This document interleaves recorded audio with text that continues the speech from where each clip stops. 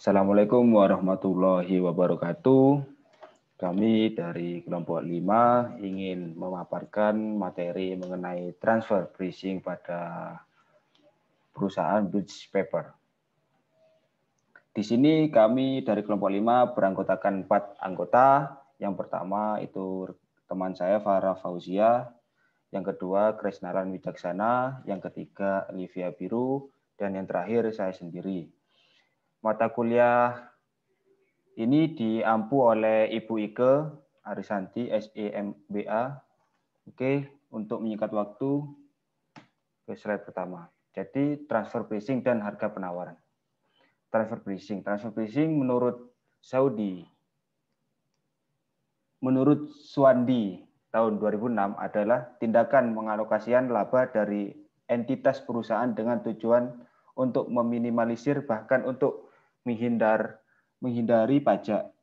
Tujuan dilakukan transfer pricing adalah untuk mengakali jumlah profit sehingga pembayaran pajak dan pembagian dividen menjadi rendah, serta menggelembungkan profit untuk memoles laporan keuangan. Yang kedua, harga penawaran. Penawaran atau bisa dikatakan supply adalah banyaknya komoditas yang ditawarkan oleh penjual pada suatu pasar dalam periode tertentu dengan harga tertentu. Penawaran ini tidak timbul karena adanya permintaan dari pelanggan, sehingga permintaan dan penawaran ini dapat dipengaruhi oleh harga ataupun sebaliknya. Gambaran ringkas perusahaan Bridge Paper Company.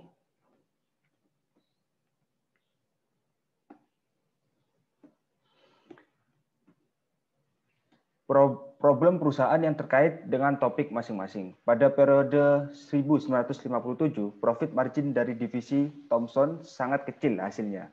Jika divisi Thomson menerima pesanan dari divisi Northern, maka akan kemungkinan ia akan membeli liner board atau karton bergaris dan corrugating medium atau bisa dikatakan bahan lapis bergelombang. Dari divisi Southern yang dapat memangkas 70% pengeluaran divisi Thomson sebesar $400 untuk sekitar 1.000 buah display box yang berasal dari biaya karton bergaris atau bisa dikatakan lineboard dan bahan lapis bergelombang atau bisa dikatakan corrugating medium.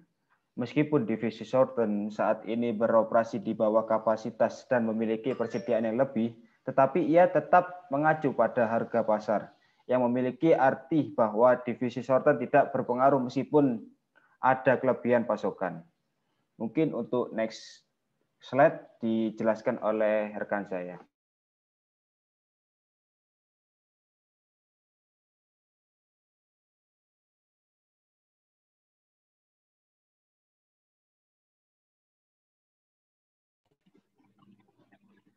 Baik, selanjutnya analisis problem.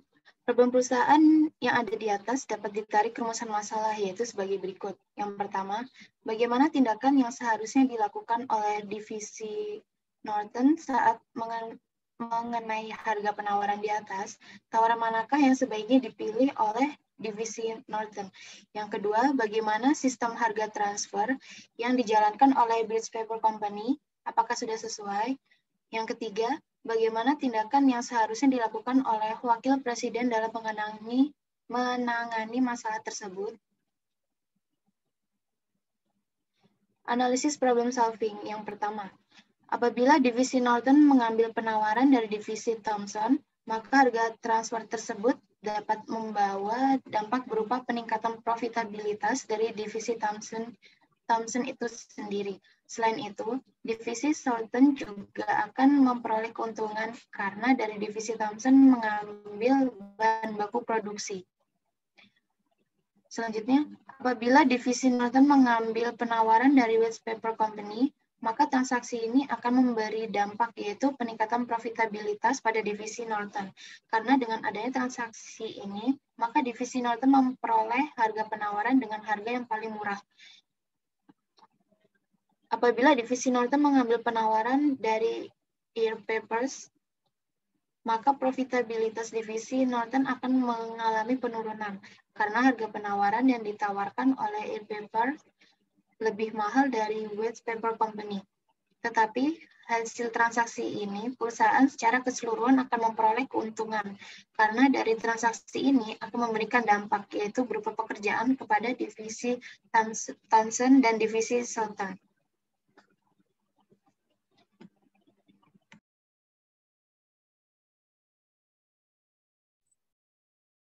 Analisis problem solving. Lalu untuk permasalahan yang nomor 2 itu, sebetulnya dalam kasus British Paper Company, perusahaan sudah mengimplementasikan sistem harga transfer pada divisi-divisi tersebut. Hal ini terlihat dari adanya divisi-divisi yang dijadikan sebagai pusat perolehan laba, di mana tiap divisinya dilakukan penilaian secara independen atau mandiri. Berdasarkan laba dan tingkat investasinya. Namun, sistem harga transfer pada perusahaan tidak dapat berjalan dengan baik karena perusahaan terlalu fokus pada ROI dan laba dari masing-masing divisi. Dan untuk permasalahan yang terakhir, tindakan yang harus diambil oleh Wakil Presiden terutama soal kebijakan harga transfer tersebut. Karena ada beberapa hal dalam harga transfer yang harus diperbaiki. Sehingga permasalahan seperti ini tidak terulang lagi. Dan jika diperlukan, manajemen puncak mengubah kebijakan intervensi kepada manajemen bawah dalam menerima kontrak atau penawaran, serta mengendalikan divisi Norton untuk tidak mengambil dari harga penawaran yang paling rendah saja, serta memastikan bahwa divisi Thomson sebagai pihak yang telah melakukan banyak hal tidak merasa dirugikan.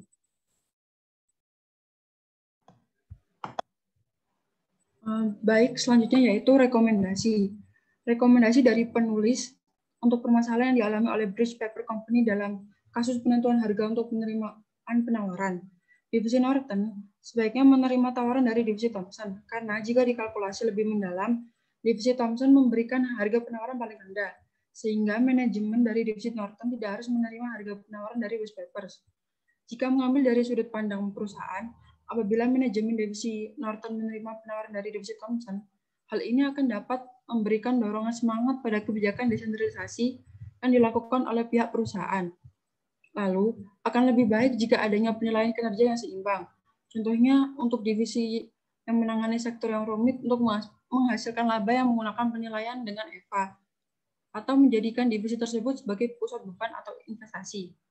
Sehingga tujuan divisi-divisi tersebut yaitu menghasilkan laba yang berkesinambungan dengan tujuan umum perusahaan dalam mencari keuntungan. Nah, yang terakhir yaitu review penelitian Burosat dan lain-lain tahun 2020. Variabelnya pengambilan keputusan dan transfer pricing. Metode yang digunakan yaitu metode purposive sampling.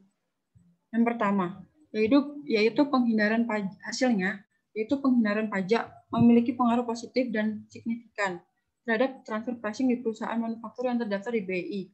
Hal ini menunjukkan bahwa semakin besar penghematan pajak, maka semakin tinggi pula keputusan perusahaan untuk melakukan kegiatan transfer pricing dan sebaliknya. Exchange rates memiliki pengaruh tidak searah atau negatif dan tidak signifikan terhadap transfer pricing di perusahaan multinasional yang terdaftar di BI. Yang berarti bahwa apapun yang terjadi dengan exchange rates, baik itu naik ataupun turun, tidak mempengaruhi keputusan perusahaan untuk melakukan kegiatan transfer pricing. Dan yang terakhir yaitu leverage, memiliki pengaruh tidak searah atau negatif dan signifikan terhadap transfer pricing di perusahaan manufaktur yang terdaftar di BI. Hal ini menunjukkan bahwa semakin tinggi tingkat leverage, maka semakin rendah keputusan perusahaan untuk melakukan kegiatan transfer pricing.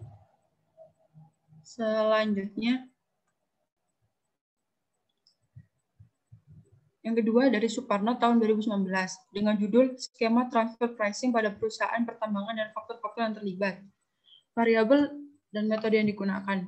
Objeknya yaitu perusahaan pertambangan dan variabelnya yaitu transfer pricing perusahaan pertambangan dan penghindaran pajak.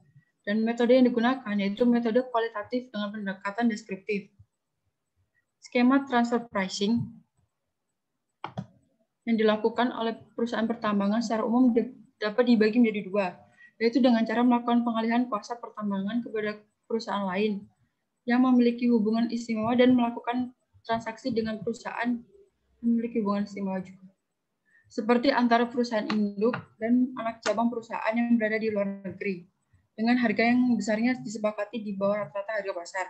Sedangkan yang kedua adalah terdapat 9 faktor yang mempengaruhi keputusan pelaksanaan transfer pricing oleh perusahaan pertambangan, yaitu karakteristik eksekutif, leverage, skala perusahaan sebagai perusahaan multinasional, pengungkapan tanggung jawab sosial, capital intensity, kepemilikan institusional, komite audit, kualitas audit, dan transparansi informasi.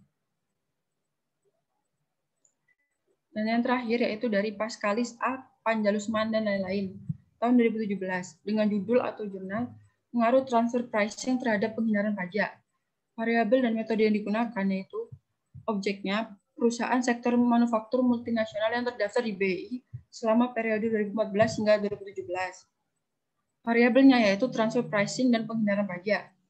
Metode yang digunakan yaitu metode purposive sampling.